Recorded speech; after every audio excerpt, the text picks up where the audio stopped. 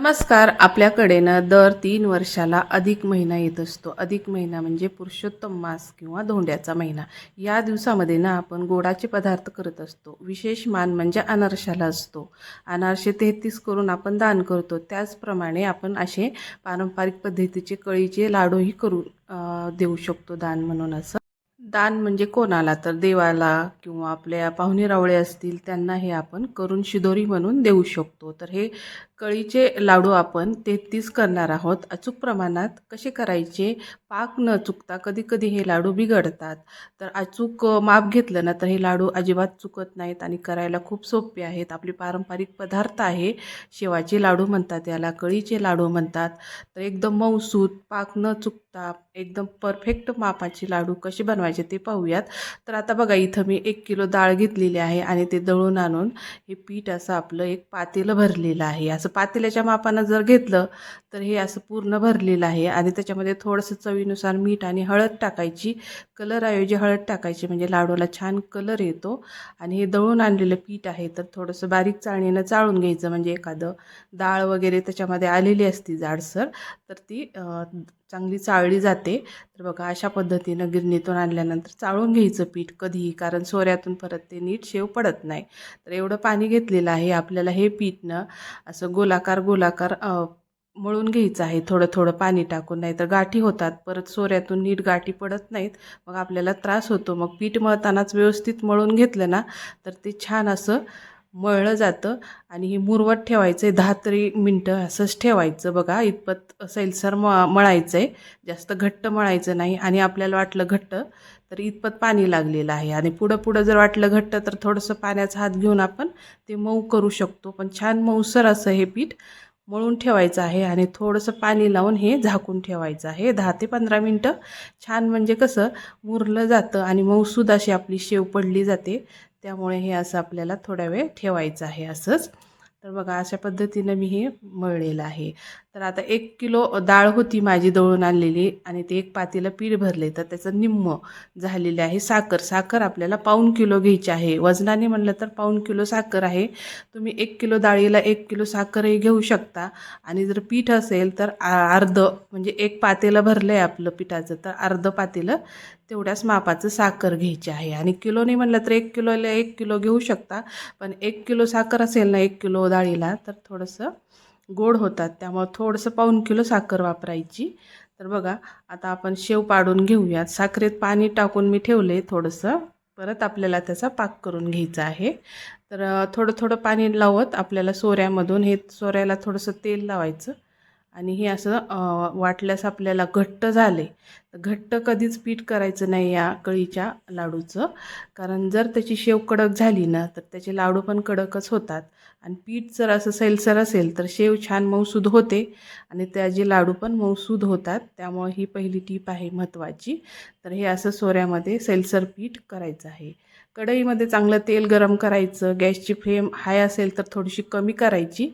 आणि हे असं त्याच्यामध्ये शेव सोडून घ्यायची आहे. तुम्हाला पाहिजे तेवढे तुम्ही सोडू शकता, कारण इथं आपल्याला जास्त वेळ शेव तळत बसायचं नाही. फक्त मऊ असं तळून घ्यायचं आहे आणि त्याचा कच्चापणा पूर्ण गेला पाहिजे आणि कडक होऊ द्यायची नाही. कडक जर झाली तर कडक लाडू होतात आणि शेव कच्ची राहिली तर ते लाडू टिकत नाहीत. ही दुसरी महत्त्वाची टीप आहे. तर आपल्याला शेवातला कच्चापणा आणि मऊसूत अशी शेव तळायची आहे. अगदी 2 मिनटात तळली जाते. वाटलं आपल्याला शेव थोडीशी कच्ची आहे तर परत तुम्ही तेलामध्ये चांगलं तळून घ्यायची आहे, फक्त कडक होऊ द्यायची नाही. अशा पद्धतीने बघा, मऊसूद पण कच्चेपणा गेलेली ही अशी आपली शेव आहे. एकदम तळल्याला लगेच ओळखायला येतं. कच्चं राहिलं की थोडंसं ओलसर लालसर दिसतं. त्यामुळे जर वाटलं तुम्हाला थोडंसं कच्चं राहिले तर परत तुम्ही तेलात ते तळून घेऊ शकता. अशा पद्धतीनं मी सगळी शेव तळून घेतलेली आहे. आता ही शेव बघा, तुम्हाला करायला कोणी मदतीला असेल तर लगेच घाणा झाला की गरम गरम मळली जाते चांगली. पण आपण एकटे असतो त्यामुळे एकदाच आपण ही करून ठेवायची आणि थंड झाल्यावर तेवढी मळत नाही आपल्या हातानं. तर काय करायचं, मिक्सरच्या भांड्यात छोट्या अशी थोडी थोडी शेव घ्यायची आणि पल्स मोडवर फक्त एकदा ते दोनदा फिरवायचं आहे. जास्त पीठ बनवायचं नाही आपल्याला. शेवेचे लाडू आहेत त्यामुळे शेव दिसली गेली पाहिजे. तर बघा, मी फक्त एकदा ते दोनदाच फक्त फिरवलेलं आहे. आणि अशा पद्धतीनं बघा आपली शेव पण दिसते आणि बारीक पण झालेली आहे. तर ही अशी सगळी आपल्याला शेव चुरून घ्यायची आहे. मिक्सरच्या भांड्यामध्ये चांगलं असं करून घ्यायची आहे. सगळी मी ही अशी बारीक करून घेतलेली आहे. तर आता पाक करायला घेऊयात. तर थोडंसं साखर बुडेल इतपत पाणी टाकलं होतं मी. तर आता बघा चांगलं असं आपल्याला गरम करायचं आहे, हलवायचं आहे, नाहीतर साखर खाली चिकटते, करपते. तर आता साखरेला एकदा उकळी आली ना तर थोडंसं दूध टाकायचं आणि कोणताही पाक करताना ना थोडंसं दूध टाकायचं कच्चं. काय होतं तर मळीवर येते काळी अशी आणि स्वच्छ पाक खाली राहतो. त्यामुळे दूध टाकायचं. बघा आता फेसाळं झालं की बघा असं वर काळसर अशी मळीवर आलेली आहे साखरेची. ती सगळी काढून घ्यायची आहे. निघते छान झाऱ्यानं निघते वरची वरची सगळी आणि खाली स्वच्छ असा पाक राहतो आपला.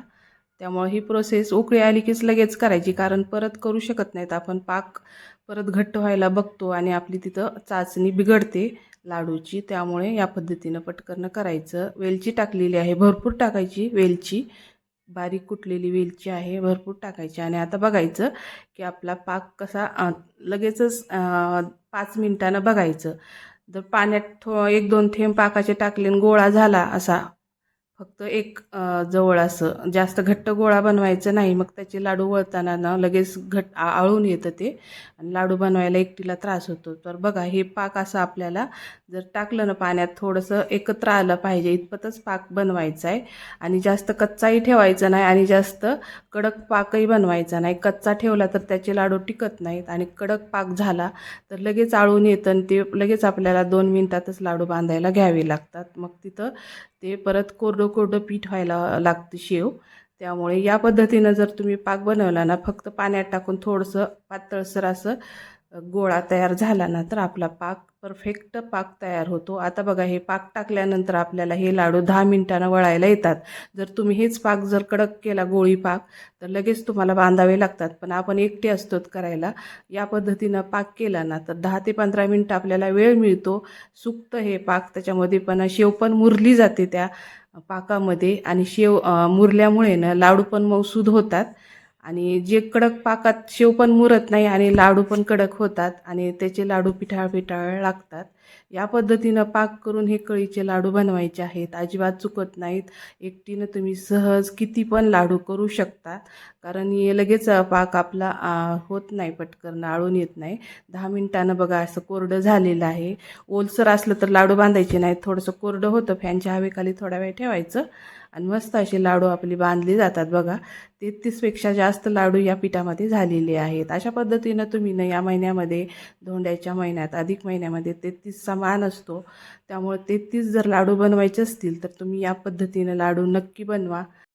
माझा जर हा व्हिडिओ तुम्हाला आवडला असेल तर प्लीज एक लाईक नक्की करा, शेअर सबस्क्राईब जरूर करा. भेटूयात अशा छान छान व्हिडिओ रेसिपीजमध्ये. तोपर्यंत धन्यवाद.